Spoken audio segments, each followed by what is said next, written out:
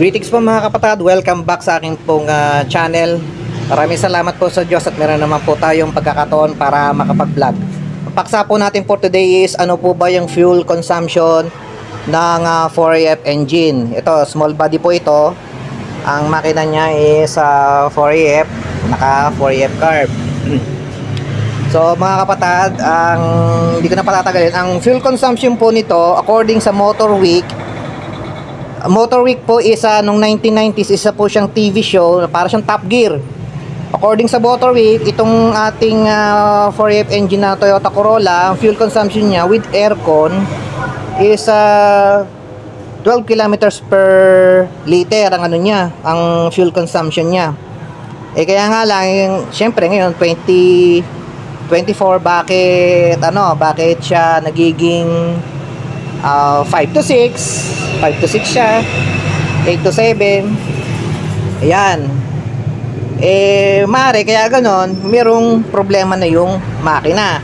It may either na mababa na yung compression, mali yung tono, mali ignition timing.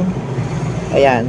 Kaya para mabalik natin siya sa 12 kilometers per liter na, sana may balik natin siya sa standard settings ng ating 4AF engine. So ayan, ito po mga kapatid sa aking mga nagagawang 4AF engine. Meron na po akong isa nagawa, nasa siya. City driving niya is around 9 to 10 kilometers per liter ho yon, at meron siyang AC on. Ito namang unit na to. Itong unit na to, ang fuel consumption naman niya, sabi ng owner nito, sabi niya, siya daw po ay, ang makina na to is ang fuel consumption nito is nagto 12 to 14 kilometers per liter. Yan. Itong makina na to, 12 to 14 kilometers per liter. Kaya nga lang po yung mga kapatid, honestly speaking, yung fuel consumption niya na yon ay wala po siyang AC. Hindi siya AC yung 12 kilometers to 14 kilometers per liter. So may estimate mo na itong makina na to, maaari maging siya, with AC siya. It may either na maging siya, estimate ko yung kagaya rin yun, 9 to 10 o 9 to 11, ganyan. Yun ang fuel consumption ng 4AF engine. Kaya yan mga kapatid, kung napanood nyo yung isang video ko, yung fuel consumption ng 2E, meron na kayong comparison. Kung nagbabala kayong bumili ng old car, mayroon na kayong comparison kung anong gusto nyo, kung 2E engine ba o 4AF.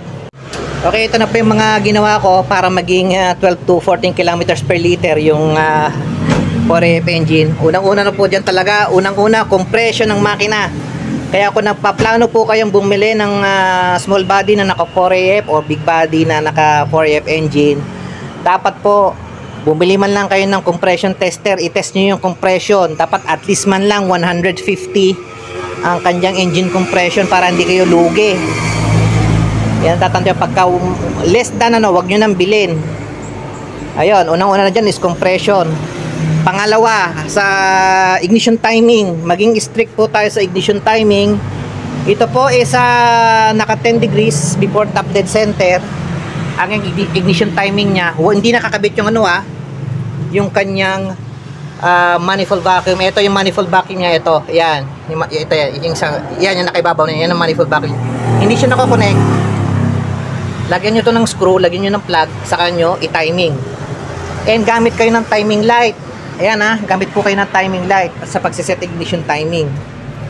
Ngayon, pag naset nyo na yung base timing niya at 10 degrees, ikabit nyo lang ito, tanggalin nyo yung plug, ikabit nyo ulit. Kailangan tumaas yung kanyang ignition timing.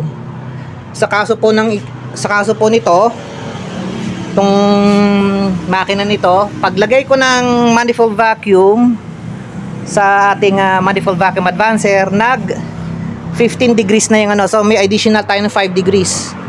Yung isa namang gawa ko na ganito, pagkabit ko ng manifold vacuum, nag 20 degrees siya. 20 degrees ignition timing. Ayan, ganun po siya. So ito namang makina na to, so ang total ano niya, ignition timing niya is 15 degrees. Ayan.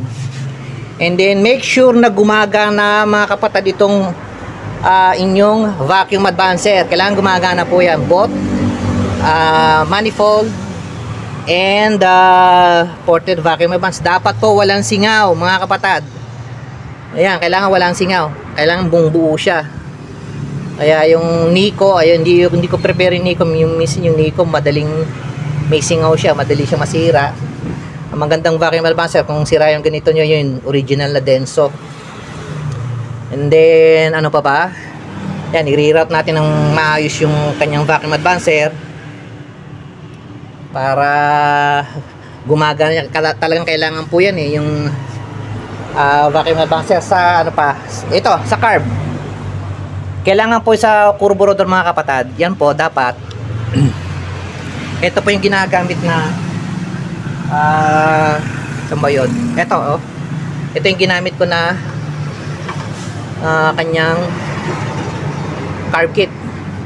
Ito yung mga ginamit ko na jettings 104 ang primary, secondary niya is 159, slow jet niya is 46, power valve niya is 140. Ayan, ito po ayan, tandaan nyo mga kapatid, yan po yung code niya.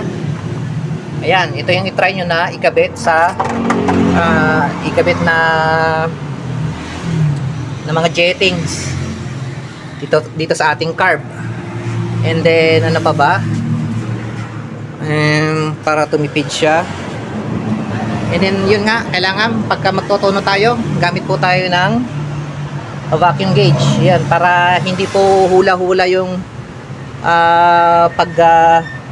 set natin ng air and fuel mixture. Pag-adjust natin ng air and fuel mixture, gamit tayo ng vacuum gauge. Marirecommend ko, highly recommended po na magpalit po tayo ng original na, kagaya nito, hindi siya original. Ang ano ko sa kanya, sa ating customer, is palitan po itong PCV valve. Maganda po yung original niyan. Kalimutan ko yung code niya Original ito. Kita nyo, mas ano siya, mas titipid siya sa gasolina. And of course, yung ano niya, mga valve clearance nito, ito po, akala ng iba hindi siya nasiset yung ano niya, valve clearance siya, nasiset po ito mga kapatid. Yun nga lang, ito iba ito, naka double overhead cam, meron siyang mga shim. Kailangan lang pa machine shop nyo yung shim niya.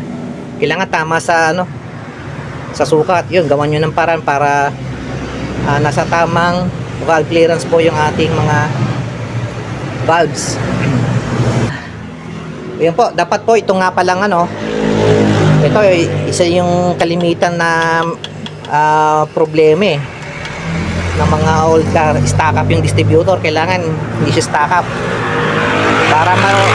para malaman kung stack up ang distributor. Tanggalin mo itong valve cover, meron siyang rotor yung umiikot sa loob niyan, kulay pula.